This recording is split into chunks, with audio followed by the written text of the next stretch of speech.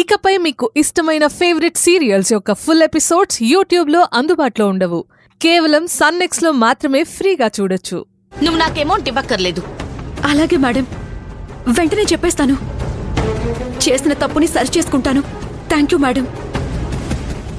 అన్నుగారికి ఇదే మాట చెప్పేసి వస్తాను.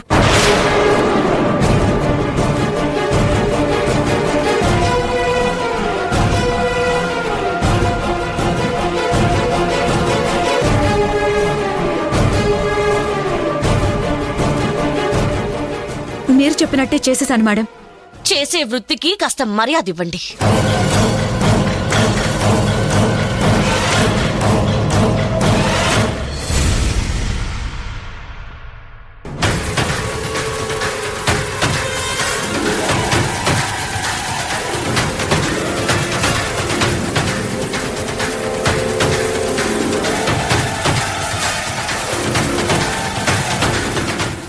నాకు అర్జెంట్ పని ఉంది. నన్నెందుకు ఇక్కడికి రమ్మన్నావు? పనుండబట్టే రమ్మన్నాను. నీతో పని లేకపోతే నేనెందుకు రమ్మంటాను? నాతో నీకేం పని?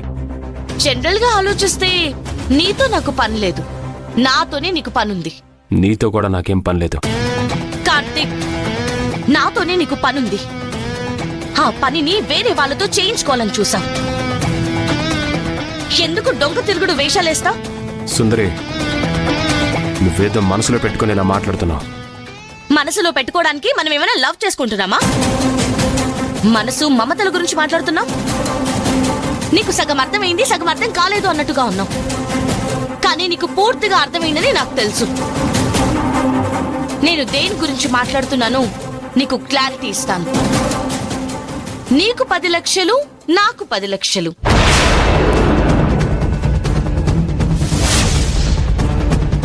మిగతా 5 లక్షలు డాక్టర్లకు, నర్సులకి ఇవ్వాలి కదా కార్తీక్. ఈ మాట నీతో ఎవరన్నారు?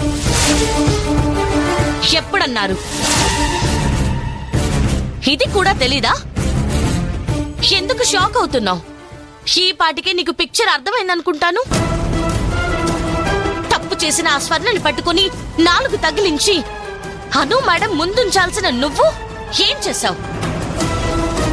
ఆ స్వర్ణని బ్లాక్మెయిల్ చేసి అను మేడంని 10 లక్షలు అడుగు అని చెప్పావా లేదా? ఆ స్వర్ణ ఇదే ఛాన్స్ అని సాక్షాత్తు ఆ అను మేడం మొగుడే 10 లక్షలు అను మేడంని అడుగు అంటున్నాడు అంటే ఇంకొంచెం ఎక్కువే అడుగుదామని వాళ్ళు 10 లక్షలు నీకు, 10 లక్షలు నాకు, 5 లక్షలు డాక్టర్ కంటూ పాట పాడారు. నీకు దండం పెడతాను సుందరి, ఈ విషయం అనుకు చెప్పదు ప్లీజ్. ఈ విషయంలో నేను ఏ జంతువుతో పోల్చాలని ఆలోచిస్తున్నాను. నా ఊహ కూడా అంత నీచమైన జంతువు అందడం లేదు, నా కంటకి కనపడ్డం లేదు. నీది ఒక పుట్టుకేనా?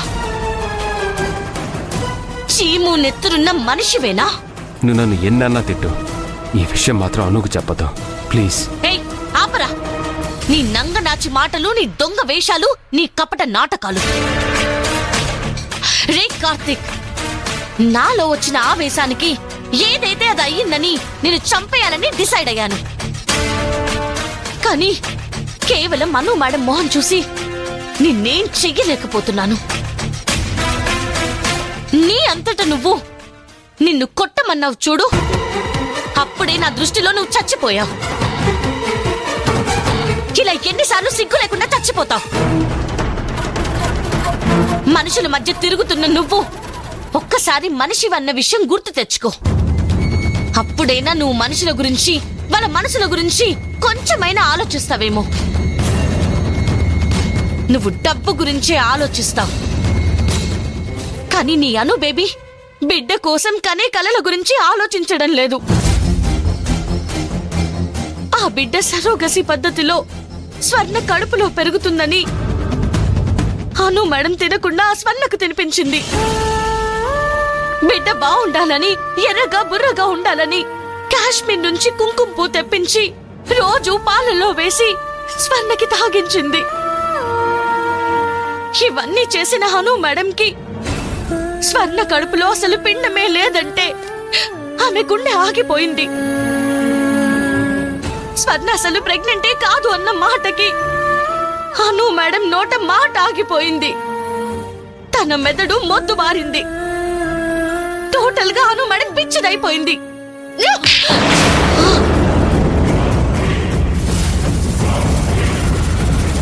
మనిషి జీవితంలో డబ్బే కాదు ప్రధానం. చిన్న చిన్న విలువల్ని, ఆశల్ని ఎంతిచ్చినా కొనలేమని తెలుసుకో. అను మేడం అంటే పని చేస్తాను అంటున్నావు. అది పెదాల వెంట వచ్చే మాటగా ఉండకూడదు. హృదయంలో పదిలంగా దాచుకునే మాటలా ఉండాలి. ఇకనైనా నువ్వు అను మేడంని బాధ పెట్టకుండా ఉంటే మంచిది.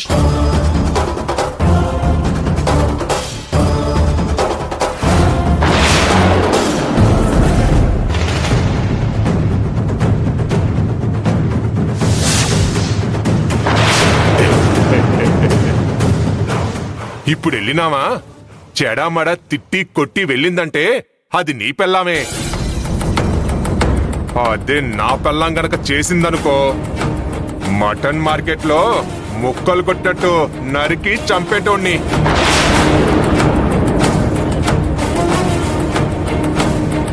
సుందరి, నిన్ను బ్రతకనివ్వనే, నిన్ను చంపేస్తాను. కార్తిక్, కార్తిక్, ఈ కార్తిక్ ఎక్కడున్నాడు?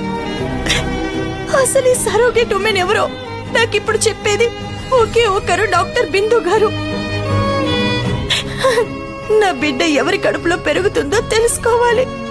కార్తిక్, కార్తిక్, కార్తిక్, ఏంటి కార్తిక్ ఇక్కడున్నావు? ఈ స్వర్ణ మనల్ని ఇలా చీట్ చేస్తుందని అనుకోలేదు. ఆ డాక్టర్ బిందు వాళ్ళ రిలేషనే ఆ స్వర్ణ. ఇప్పుడు మనం ఆ బిందు గారి దగ్గరికి వెళ్ళాలి. డాక్టర్ బిందు గారి దగ్గరికి వెళ్ళి ఏం చేస్తాం? ఆవిడేమన్నా నీ సరగట్ ఉమెన్ స్వర్ణ అని చెప్పిందా? లేదు కదా. కార్తిక్, బిందు గారిని నేను కలుస్తాననేది స్వర్ణ విషయం చెప్పడం కోసం కాదు. మరి ఒరిజినల్ గా మన సరోగేట్ ఉమెన్ ఎవరో రిక్వెస్ట్ చేసి అడుగుదామని.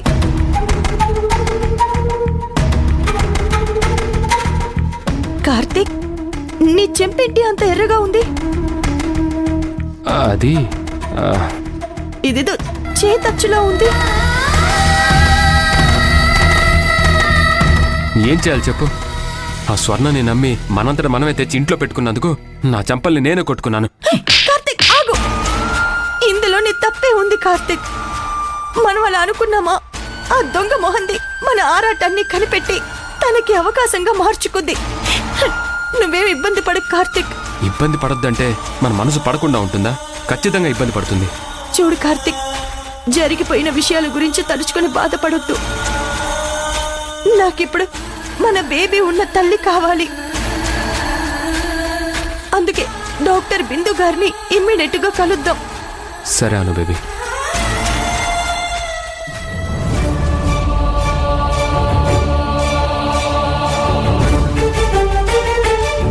ఈ సరగేట్ మదర్ ఎవరు ఏంటి అనేది గట్టిగానే నిలదీస్తాను అను బేబీ. నీకింతకు ముందే చెప్పానుగా కార్తిక్, మళ్ళీ ఇప్పుడు చెప్తున్నాను. ఏంటను బేబీ? సరోగసి సిస్టమ్ కి కొన్ని రూల్స్ అండ్ రెగ్యులేషన్స్ ఉన్నాయి. డాక్టర్ బిందు గారు మనకు ముందే రూల్స్ చెప్పారు. సరోగసికి అద్దెకు గర్భాన్నిచ్చే తల్లికి సరోగసి పాప కావాలనుకునే వాళ్ళు ఎట్టి పరిస్థితుల్లో ఒకరికొకరు పరిచయం కారని ముందే చెప్పింది. ఇప్పుడు డాక్టర్ బిందు గారిని ఈ విషయంలో తప్పు పట్టలేము. మనం ఏమి బిందు గారిని ప్రశ్నించలేము. ఇప్పుడు ఇక్కడికి మనం ఎందుకు వచ్చినట్టు? రిక్వెస్ట్ గా మన సరోగేట్ మదర్ గురించి అడుగుదాము. అలాగే స్వర్ణ ఎవరో, మీకేమవుతారని ఇవి తెలుసుకుందాం. అంతేకాని తొందరపడి గొడవ చెయ్యొద్దు. ఇప్పుడు నువ్వు ఇలా చెప్పుండకపోతే నిజంగా బిందు డాక్టర్ని గట్టిగా అడిగేవాడిని.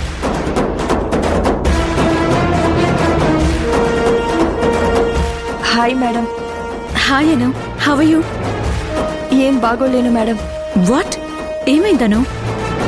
కూర్చోండి ప్లీజ్, కూర్చో అను. మేడం, సరిగ్గా ఫోన్ చేయలేకపోతున్నాను, పని చేయలేకపోతున్నాను, నిద్ర కూడా సరిగ్గా పట్టడం లేదు మేడం.